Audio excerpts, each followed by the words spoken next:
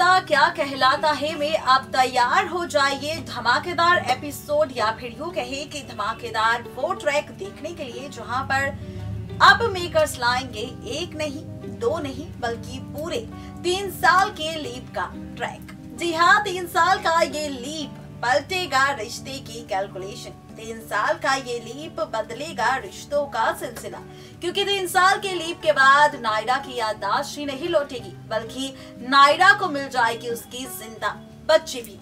As per the sources कहा गया है कि अभी तक नायरा का मेमोरी लॉस ड्रामा कंटिन्यू रहेगा और इसके बाद खुद मेकर्स लाएंगे शो में 3 साल का लीप, और 3 साल के लीप के बाद जब खुलेगा राज नायरा की जिंदा बच्ची का कि नायरा की बच्ची मरी नहीं बल्कि जिंदा है, और लीला नर्स ने पैसों के लिए उस बच्ची को बेच दिया था कीर्ति के पहले पति यानी कि आदित्य के पास, जहां पर आदित्य ने कार्तिक और नायरा से बदला लेने के लिए ये सारा ड्रामा रचा है।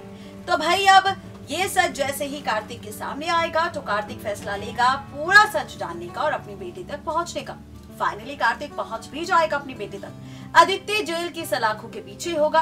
कार्तिक नायरा को उनकी बेटी मिल जाएगी और इसके बाद 3 साल के स्लीप के बाद यहीं से शुरू होगी नायरा की अपनी नई कहानी अपनी बेटी के साथ, जिसका नाम होगा कायरा। अब देखना दिलचस्प होगा जब नायरा की बेटी के साथ नायरा की नई कहानी की शुरुआत होगी 3 साल के स्लीप के बाद। तो कैसा होगा रिश्तों का सिलसिला, रिश्तों की कहानी और कायरा के साथ नायरा की नई कहानी, ये देखना और भी ज्यादा इंटरेस्टिंग होगा।